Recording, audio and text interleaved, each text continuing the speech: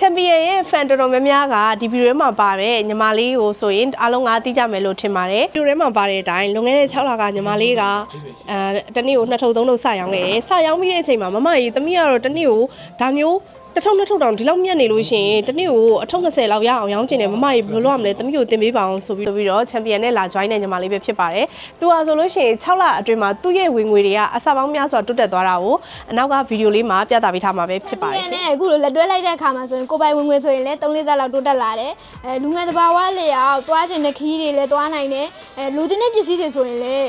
တွေးပူနေစရာမလိုပဲနဲ့ပေါ့နော်ငါဒါကြီးလိုချင်လိုက်တာဆိုလို့ရှိရင်အဲ့ပစ္စည်းကိုလည်းကိုဝယ်နိုင်တယ်ဆိုတဲ့အချိန်တွေရောက်မှာအရင်ကဝင်နေဘဝတုန်းကဆိုရင်တော့ဒီ3-4တောင်းဆိုရင်တော့မစိတ်ပူနေရတဲ့အချိန်တွေရောက်နေတဲ့ခေတ်စောင့်ရောက်နေရတဲ့ဘဝကနေပြီးတော့ဒီလိုမျိုးကိုလိုချင်တဲ့ပစ္စည်းကိုငါတိုင်းလိုချင်လိုက်တာဆိုရင်ဝယ်နိုင်သွားတဲ့ဘဝကိုရောက်လာတဲ့အတွက်မှာအဲ့ feeling ကဘယ်ဟာနဲ့မှမတူဘူးပေါ့နော်ခံစားချက်ကအရန်ကိုကောင်းမွန်နေအများဆုံးလောက်ဆိုမြက်ခဲ့တဲ့လမှာဆိုရင်30လောက်တော့သွားတယ်30 45အဲ့လောက်ကိုမြက်ခဲ့တယ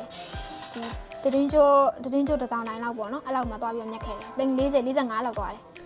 ဒီလုပ်ငန်းဆက်လုပ်တာတော့တစ်နှစ်လောက်ရှိပြီတနေ့ကိုအထည်ရေက100ကျော်200နီးပါးရောင်းရတယ်ပြီးခဲ့တဲ့နိုဝင်ဘာလရဲ့ရောင်းရဆိုရင်တော့အထည်2000အထည်ရေတွက်ဆိုရင်တော့2000ကျော်လောက်ရောင်းရတယ်နောက်ဆိုတော့မနေ့သူများလုပ်ငန်းလုပ်တဲ့ဆိုရင်မနေ့ဆိုရင်6နိုင်လောက်ဆိုလောက်ထားသွားဖို့လို့ပြင်းရဆင်းရတာရှိတယ်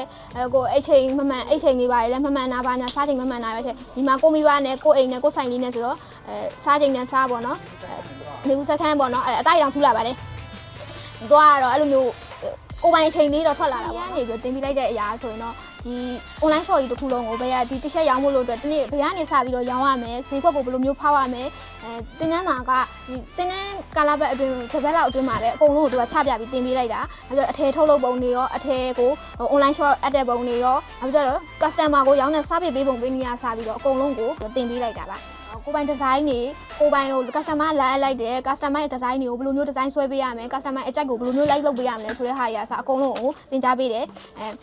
Champion ကနေပြီးတော့မှသူတို့လုပ်ငန်း level နေရဲ့အတွင်းမှာပဲသင်ကြားပေးတာဖြစ်တဲ့အတွက်ကြောင့်ကျမတို့ရဲ့ဒီလုပ်ငန်း level ပုံမှုတွေကိုသူတို့စီကနေမှလက်တွေ့ကျကျသင်ကြားခွင့်ရတယ်အခါမှာတချို့တွေလို့ပေါ့နော်စာတွေးပဲသင်သွားတာမဟုတ်ဘဲနဲ့ဒီအထည်ကိုရောင်းပုံရောင်းနည်းတွေအထည်ထုတ်လုပ်ပုံတွေအထည်ရဲ့ပြဿနာရကိုပေါ့နော် customer တွေကိုဘယ်လိုမျိုးလေးဆက်ဆံရမယ်ဆိုတဲ့အကြောင်းအရာစပြီးအကုန်လုံးကိုပေါ့နော်တင် जा ပေးတယ်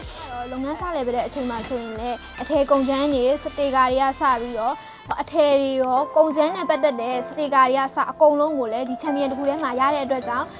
အကုန်လုံးအဆင်ပြေတယ်ပေါ့နော်ဒီမြင့်ရှိမှလည်းသွားရှာစရာမလိုတော့ဘူးဒီမှာပဲထည်ရောစတေကာရောအိတ်ကစားအလုံးစုံအိတ်ကစားရစပါတော့ boost လုပ်ပုံလုံးကြီးတွေအကုန်လုံးကိုပေါ့နော်သူတို့ကအကုန်လုံးစတယ်ဆိုအကုန်လုံးတင်ပေးတယ်လုပ်ငန်းလေးလုပ်လိုက်တဲ့အချိန်မှာမိဘတွေကိုလည်းထောက်ပံ့နိုင်တယ်ပိုရှန်ဝင်ငွေအနေနဲ့လည်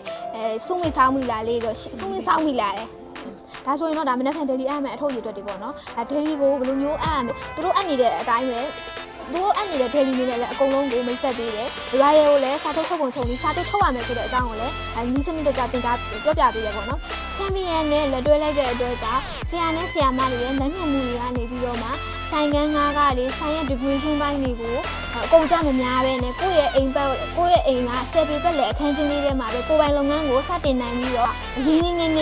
ကိုယ်ပိုင်လုပ်ငန်းတစ်ခုကိုစတင်နိုင်ပြီးတော့အမြတ်ဝင်ငွေကိုလည်းအများကြီးချဖွင့်နိုင်ရတယ်ချဝင်နိုင်တဲ့အတွက်ကြောင့်ကိုနဲ့မကိုလည်းကျေးဇူးထူးတင်ပါတယ်ရှင်အရှိမှလည်းအများကြီးပညာဒါနတွေသင်ပေးခဲ့တဲ့အမတွေညီမလေးတွေအများကြီးရှိခဲ့တယ်ဒါပေမဲ့ဒီညီမလေးမှပဲစပြီးတော့ဗီဒီယိုလေးတစ်ပုတ်တင်လိုက်တဲ့အချိန်မှာပေါက်ပြီးတော့အမစီမှာသင်တန်းတွေတက်ချင်တယ်အမကြီးသင်တန်းဖွင့်ပေးပါလားလို့အများကြီးကိုတောင်းဆိုကြတယ်တောင်းဆိုတဲ့အချိန်မှာပဲယူစဉ်းစားပြီးတော့တင်တန်းကြီးလေးတစ်ခုနဲ့တင်တန်းလေးကိုစဖွင့်ပြတယ်ပေါ့နော်စဖွင့်ပြပြီးတော့တင်တန်းရဲ့ batch 1ရဲ့အခု batch 1ရဆိုလို့ရှိရင်ဖြစ်6လကြာခဲ့ပြီပေါ့နော်အဲ့6လကြာခဲ့တဲ့တင်တန်းသူလေး batch 1ကတင်တန်းသူလေးတွေရဲ့ result တွေကိုနောက်ဗီဒီယိုလေးတွေမှာလည်းတင်တန်းသူလေးတွေရဲ့လုပ်ငန်းတကယ်လည်ပတ်ပြီးတော့ရလာတဲ့ result တွေကိုလည်းနောက်ဗီဒီယိုလေးမှာတင်ပေးတော့ပါအောင်မရှင်အားလုံးကိုကျေးဇူးတင်ပါတယ်ဘိုင်ဘိုင်ပါ